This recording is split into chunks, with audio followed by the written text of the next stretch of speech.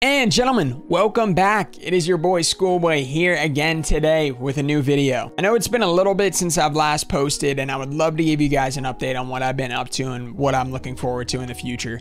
But I'm really passionate about today's topic, so I just want to hop right into it. So instead of doing a typical highlight video or vlog that I usually do, I want to make today more of a discussion / debate type video where we're going to discuss something near and dear to everyone's heart. You know, something that a lot of people are passionate about and have opinions about. And that, without further ado, is going to be competitive Fortnite. So guys, just to give you a little bit of background about myself, just very quickly, for anybody who doesn't know me, my name's Schoolboy. I'm 24 years old. I'm a former controller player that played on controller all the way back from solo showdown through the end of FNCS trios. I'm nothing special, you know, I consider myself a pretty decent player. I had around $3,500 earned on controller through World Cup and the beginning of trios. And right after FNCS trios, I had reached a skill gap plateau where I failed to see myself getting better on controller, so I decided to switch to keyboard and mouse. And since then, I've been on the keys just trying to get better each and every day, rather. So once again, don't want to talk too much about myself, but I wanted to give you guys a little bit of background on how I'm kind of a person that has both of the perspectives from the controller community and from the keyboard and mouse community. And overall, you know, I just love this game and I love this scene and I just want to see it improve and, you know, push itself to the top as much as it possibly can. So to start off kind of the whole discussion, first and foremost, I want to talk about why Fortnite is great to me. And to talk about why Fortnite is great, I got to talk about why competitive gaming is great. To me, competitive gaming comes down to, it doesn't matter, you know, how athletically gifted you are, how tall you are, how fast you are. It eliminates all those physical barriers for success. And it makes it all about, you know, in a sense, the brain, the IQ. And it's really goes down to the center of the topic really is an equal playing field. Two people go in and we see who comes out on top. To me, the reason why Fortnite has taken the esports scene by storm is because the level of micro decision making that goes into every battle, every drop spot, every late game. And to me, it just makes it so fascinating and captivating to watch all these players go through so many different variables and scenarios in their head on their way to getting the victory royale or more eliminations in the game they're in. I'm going to propose to you guys 4 solutions today on how I think that we can fix competitive Fortnite. You know, without sounding like a hater, I think Epic is a great company. You know, like anybody, they are human. It's a group of humans, and, you know, as a group of humans, there's going to be human errors, and I don't think anybody's perfect. You know, I think that they have done a great job with their esports in the overall sense that, you know, we've seen the most prize money ever given out in a given year of, you know, a first-year esport. When it comes down to the summer skirmishes, fall skirmishes, winter royale, World Cup, so on and so forth. And, you know, it's obvious just when you watch a tournament day and you see Tfue with 100,000 viewers and, you know, the Fortnite, you know, game category is leading the viewership on tournament days. It shows just how much enthusiasm and passion there is for the esport that is Fortnite. So today, the first subtopic I want to address with you guys is the current meta and how the game feels in Chapter 2, Season 2. Like I said earlier, the thing that makes Fortnite such an amazing game to me is the unique and special mechanics that are building and editing. The problem with this season is the amount of items that have been introduced to the game that are just completely counterintuitive to these special characteristics that makes the game great. SMGs, miniguns, and mythic weapons need to be heavily nerfed, if not just altogether removed with a new season coming out. While I know, you know, there's an internal discussion, I'm sure, among Epic employees or management about whether to tailor the game more to the casual audience or the competitive audience. Today, I'm just talking to you about how to fix the competitive side of the game. In the competitive side of the game, weapons like the blue SMG that can 200 to 0 a player in the matter of a quarter of a second, you know, faster than you can get two tac shotgun shots off, they have no place in this game. In addition, guns like the minigun are extremely counterintuitive to the pacing and the characteristic of the game that is building. I could go on and on. Sky's AR, the minigun, the grappler. Mythic guns just have absolutely no place in the game right now. They should have never been included in competitive Fortnite this season, and they should have been stuck to the casual playlist. In addition to spray weapons and, just their overpowerness, without even mentioning aim assist, I think these weapons are already overpowered just with raw input of keyboard and mouse. SMGs, to me, have no place in the game. I also believe that right now the map is just not, it doesn't suit the competitive side of the game well. I know back in season 10, we were all very hopeful for a new map. A lot of people are posting pictures of the old map saying, oh, can we go back? But at the same time, I remember how severely bored everybody was of the old map. And I remember how much, we were looking forward to the excitement of a new, world that we can enjoy Fortnite in. With that being said, this map, when it comes to the competitive side, it is just too big and it lacks mobility. While I know they tried to make up for the lack of geysers and wind tunnels, among other things, with the rivers that go to the outside of the islands you could swim in, to me, they just make you too vulnerable to get shot at, and the distances that you need to travel on this map to get zone to zone are just much, much, much too far and open way too many opportunities for you to get lasered, for more engagements to happen, for more third parties to happen. Overall, the map to me is just too big and lacks too much mobility, and those are two things that I would love to see addressed in the new season. I loved geysers, I loved wind tunnels to an extent.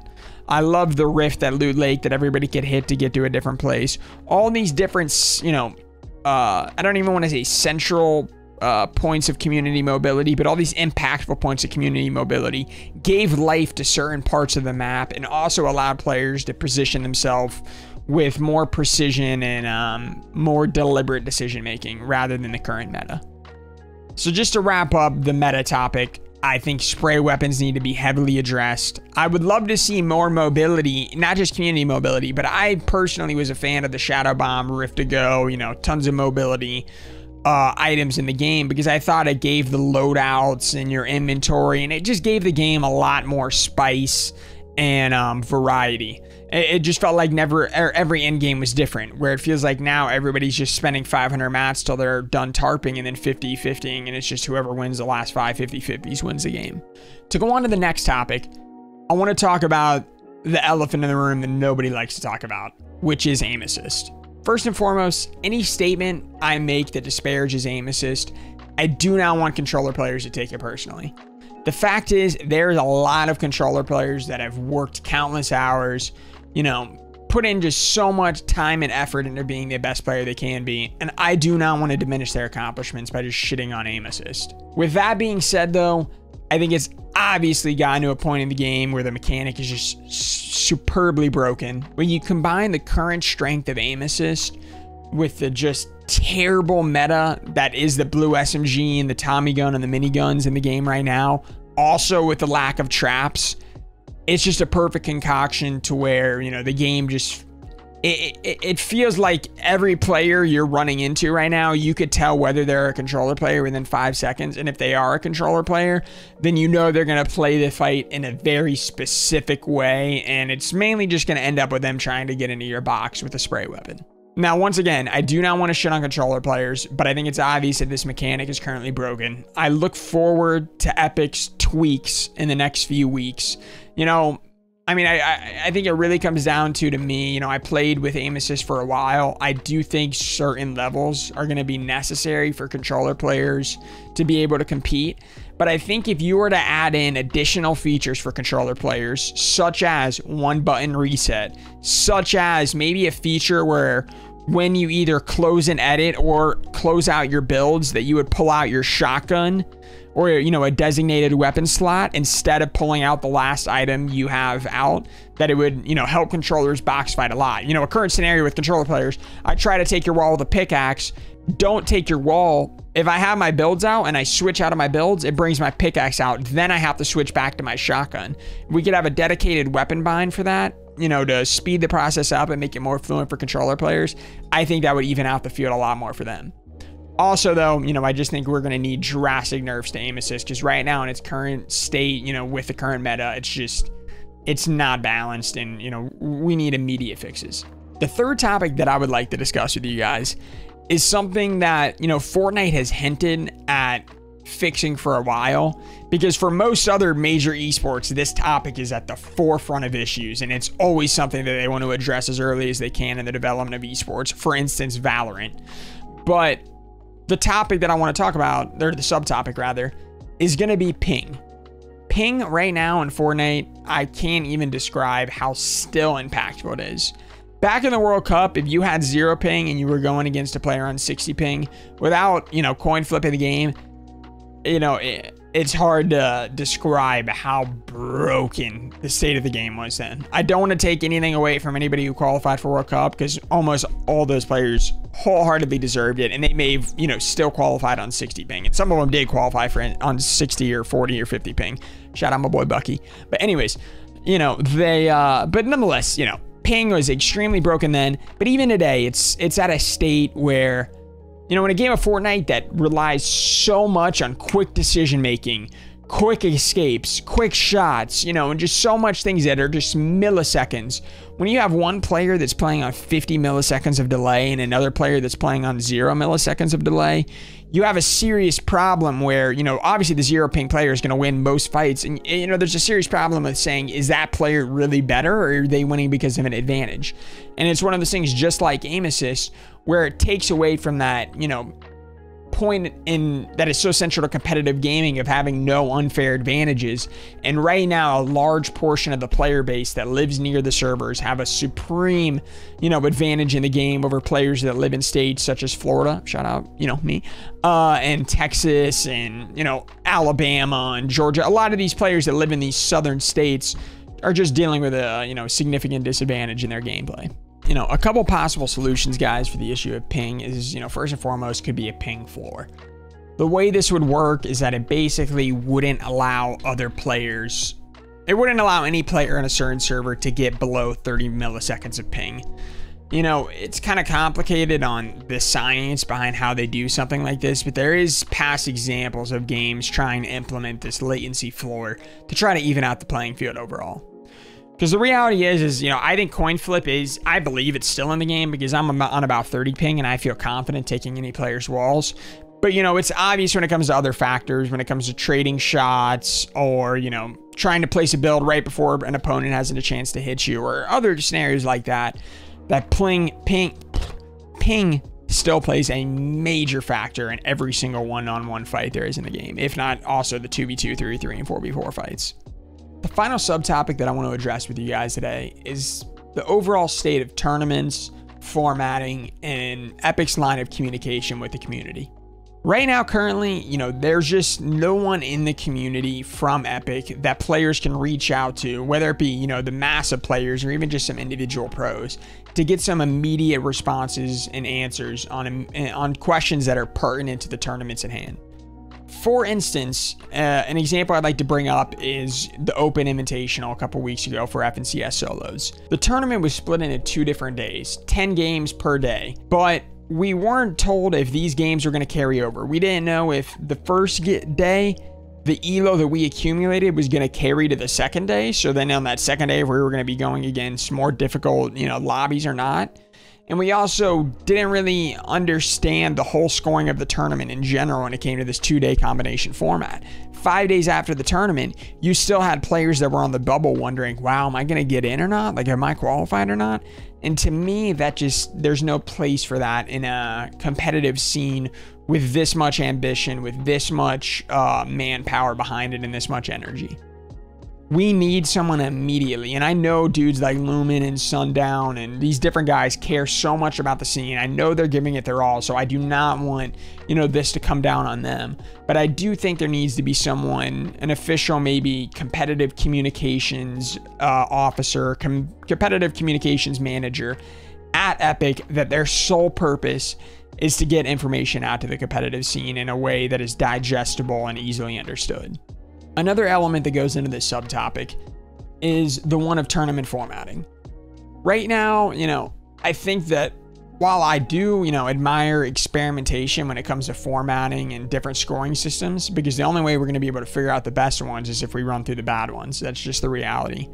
But at the same time, I think every format and scoring system needs to derive from the place that every player should be going into the game with the objective to win the game. It should be about getting the victory royale and getting as deep as you can in the game and lasting as long as you can. And while I do think elimination should be rewarded with points, and they should, you know, in some scenarios, I guess, be encouraged, there's too many times now where I'm going into my first game of a cash cup or even my first game of a qualifier going, wow, if I don't have a 15 kill win here, I'm not going to have a shot.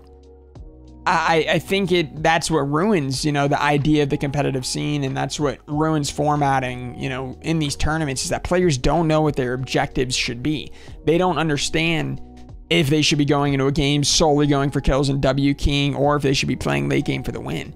And to me, I think the objective should always be to play for the win, no matter what. You should want to get Elims for refreshes and for different other reasons. And even for points in some scenarios. But at the same time, there shouldn't be scenarios where people are going into games thinking, oh, I'm just need to get as many kills as I can in this game as quickly as possible, and then I need to get out and re-queue again. That shouldn't be the reality to me. To encourage this reality, I think we need Elim caps. Personally, when this game was in, you know, Share the Love or the pop-up cups back in the day, you know, after Winter Royale, when you had the Elim plateaus, I thought those were the most stacked lobbies ever. And I felt every time I went into the game that I was, you know, me and every player around me was competing for the same common objective, and we were competing against each other for that. But there wasn't that, you know, feeling of, oh shit, this dude's gonna W key me, like, you know, I'm getting griefed or blah, blah, blah, blah. All that shit did definitely happen. And there was definitely W keying and there was definitely griefing back then. But it wasn't an objective in the game like it is now when you have 4 points per Elim and people dropping 35 kill games in qualifiers. It's just outdated, you know, this formatting and this scoring, and I think it needs to be addressed immediately.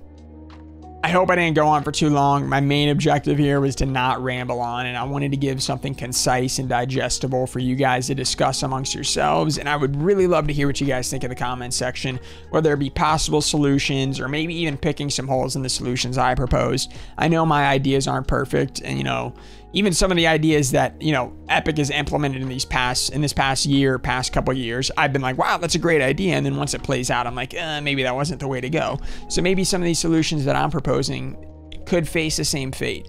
But at the same time, I'm trying to look forward. I'm trying to think ahead.